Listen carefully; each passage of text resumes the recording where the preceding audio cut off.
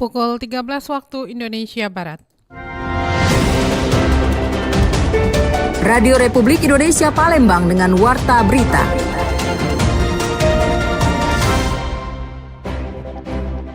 Kami mencermati tren peningkatan itu sebagai bentuk kepercayaan masyarakat terhadap layanan KAI, khususnya dalam menghadirkan moda transportasi yang aman, nyaman, dan tepat waktu selama masa libur panjang.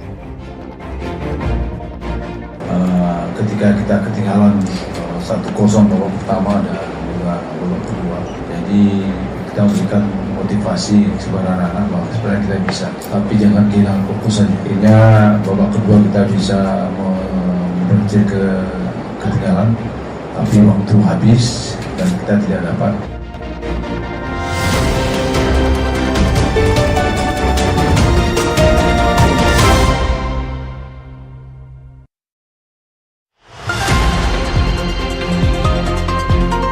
Selamat siang pendengar, Anda mendengarkan Warta Berita Radio Republik Indonesia Palembang. Sari Berita. Masa libur Isra Mi'raj 2026 PT KAI Divra 3 Palembang melayani lebih dari 14.000 penumpang. Sumsel United melakukan evaluasi usai menelan kekalahan dari Adiaksa FC pada laga tandang pekan lalu.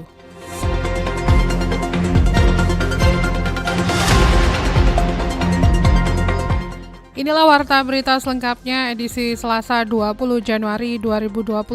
Saya Tata Edin.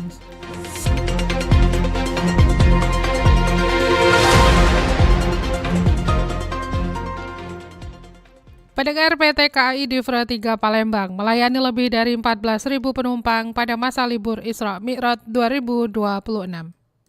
PT KAI Divra 3 Palembang mencatat kinerja positif selama libur panjang Isra Mi'raj 2026. Pada periode tersebut, KAI Divra 3 Palembang melayani total 14.048 penumpang. Jumlah tersebut setara dengan 127% dari kapasitas tempat duduk yang disediakan sebanyak 11.072 kursi. Capaian ini menunjukkan tingginya minat masyarakat menggunakan transportasi kereta api selama momen libur keagamaan. Manajer Humas KAI Divra 3 Palembang, Aida Suryanti, mengatakan, peningkatan jumlah penumpang mencerminkan kepercayaan publik yang terus tumbuh terhadap layanan KAI yang aman, nyaman, dan tepat waktu. Aida menjelaskan rata-rata volume penumpang selama libur panjang mencatat 35.012 orang per hari. Puncak arus penumpang terjadi pada Minggu 18 Januari 2026 dengan jumlah 3.771 penumpang atau sekitar 136% dari kapasitas yang tersedia. Dari sisi stasiun Kertapati tercatat sebagai yang terpadat dengan melayani 6.768 penumpang. Disusul stasiun Lubuk Linggau dengan 2.852 penumpang dan stasiun Lahat sebanyak 1.443 penumpang. Kami mencermati tren peningkatan itu sebagai bentuk kepercayaan masyarakat terhadap layanan KAI, khususnya dalam menghadirkan moda transportasi yang aman, nyaman, dan tepat waktu selama masa libur panjang. Ditambahkan Aida, capaian tersebut didukung kesiapan KAI Divra 3 Palembang dalam mengantisipasi lonjakan penumpang, mulai dari penambahan rangkaian KA Sindang Marga, optimalisasi operasional perjalanan, hingga kesiapsiagaan petugas di stasiun dan di atas kereta. Selain memastikan keselamatan, keamanan, dan kenyamanan pelanggan, KAI juga menghimbau penumpang untuk mematuhi aturan perjalanan dan datang lebih awal ke stasiun. KAI berkomitmen terus meningkatkan kualitas layanan demi mendukung mobilitas masyarakat yang aman dan berkelanjutan. Dari Palembang, Sumatera Selatan, Muhammad Irfan, Pro 1 RRI terus mengudara untuk Indonesia. Pendengar, KSOP kelas 1 Palembang telah menerbitkan Notice to Marine sebagai pedoman pelayanan di jalur Sungai Lalan. KSOP kelas 1 Palembang resmi membuka kembali akses pelayaran di jalur Sungai Lalan untuk kapal bermuatan. Kebijakan ini diambil seiring dimulainya perbaikan jembatan P6 Lalan di Kabupaten Musi Banyu Asin, Sumatera Selatan. Jembatan tersebut diketahui telah roboh lebih dari 1 tahun lalu dan sempat mengganggu aktivitas pelayaran.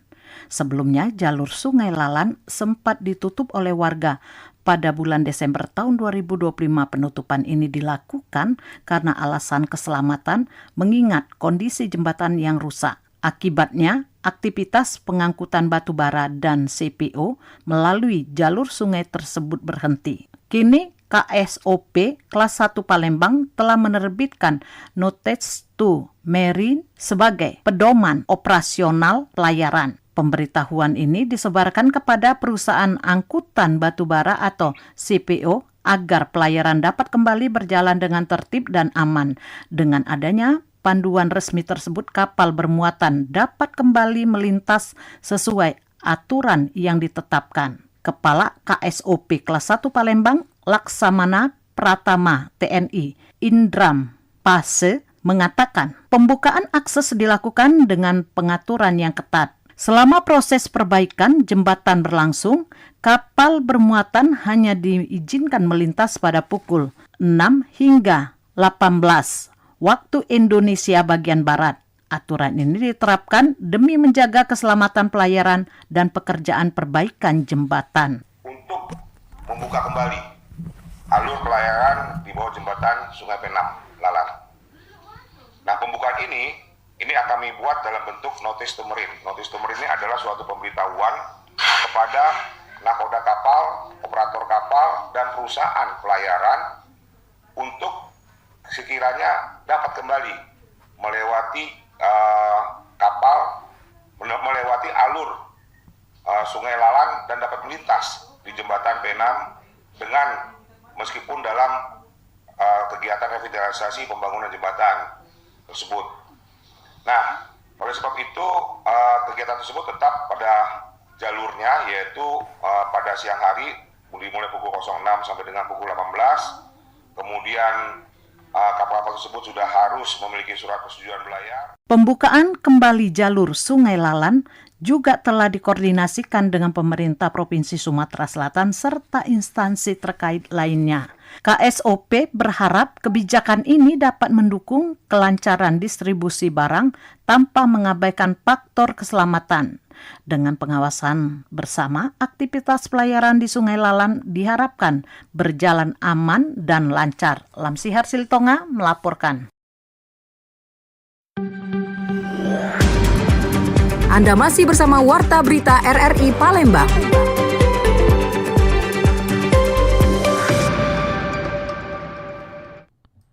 Pendengar, Warta Berita ini disiarkan secara langsung melalui RRI Pro 1 Palembang di 92,4 FM dan disiarkan juga melalui streaming aplikasi RRI Digital yang bisa Anda unduh melalui Play Store dan App Store Anda.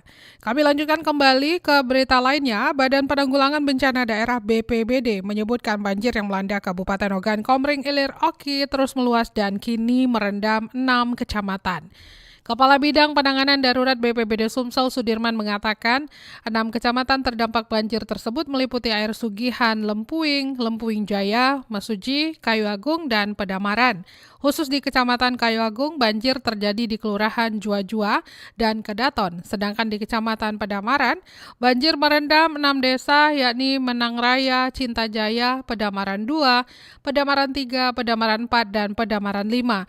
Pihaknya mengimbau masyarakat untuk meningkatkan kewaspadaan mengingat potensi banjir susulan masih cukup tinggi karena kondisi tersebut dipengaruhi oleh curah hujan yang masih tinggi dan karakteristik wilayah Oki yang rawan bencana hidrometeorologi.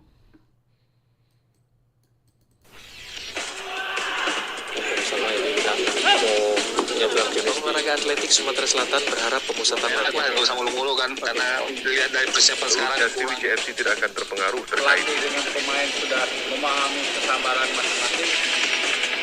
berita olahraga.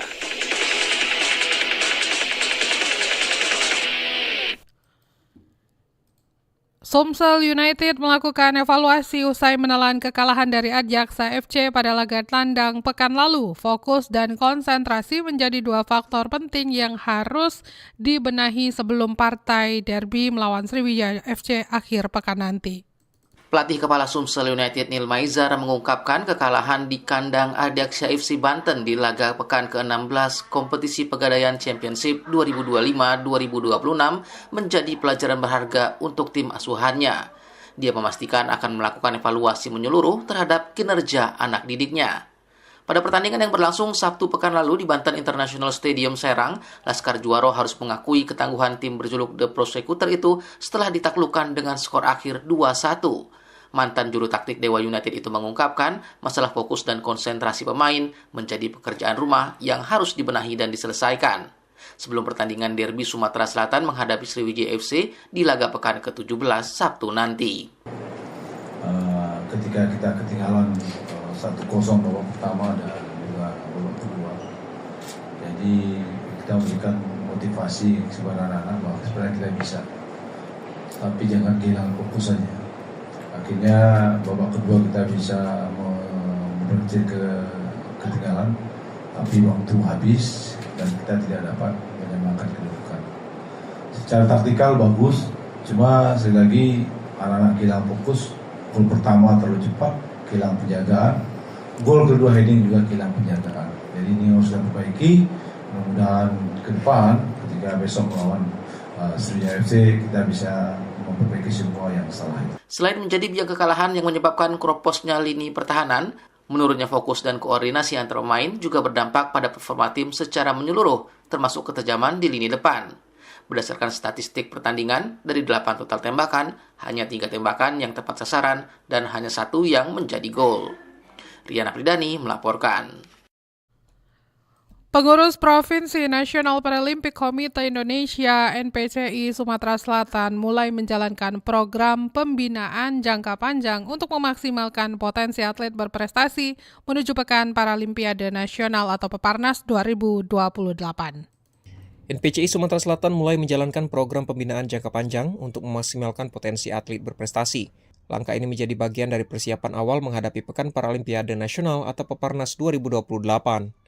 NPCI Sumsel menegaskan pembinaan dilakukan secara rutin dan berkelanjutan, tidak hanya untuk menjaga performa atlet yang sudah ada, tetapi juga menyiapkan generasi atlet masa depan.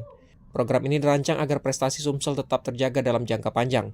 Pasca pelaksanaan Peparnas Solo 2024, NPCI Sumsel telah merekrut atlet-atlet potensial dan juga berprestasi untuk masuk dalam sistem pembinaan. Para atlet tersebut kemudian dikelompokkan ke dalam kategori pemula, madya, dan juga utama, sesuai jenjang dan capaian prestasi masing-masing. Wakil Ketua 2 NPCI Sumsel bidang prestasi Muslimin mengatakan, pembinaan jangka panjang menjadi kunci menjaga kesinambungan prestasi atlet disabilitas di Sumatera Selatan.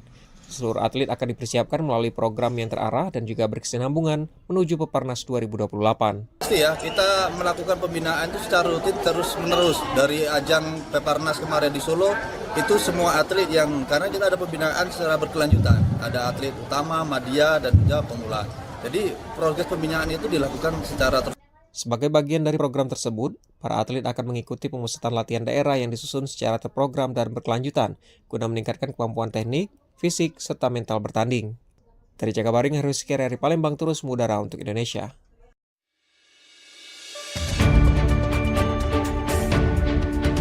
Sekian Warta Berita Produksi Radio Republik Indonesia Palembang. Sebelum berpisah kami sampaikan kembali pokok-pokok berita. Masa libur Isra Mi'raj 2026 PT KAI di Free 3 Palembang melayani lebih dari 14.000 penumpang. Sumsel United melakukan evaluasi usai menelan kekalahan dari Adiaksa FC pada laga tandang pekan lalu. Informasi lainnya dapat Anda akses melalui website kami di rri.co.id. Kami juga membuka ruang aspirasi bagi Anda untuk menyampaikan peristiwa yang berada di sekitar Anda melalui line WhatsApp dan juga SMS di 0821 7927 9090. Mewakili kerabat kerja yang bertugas, saya Tata Edin. Selamat siang. Demikian Warta Berita Radio Republik Indonesia Palembang.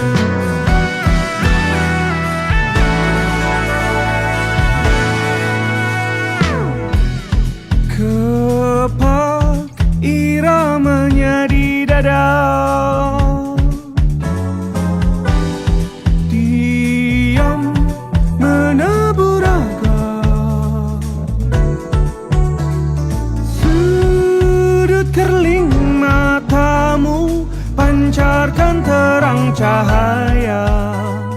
Dalam diam sepenuhnya aku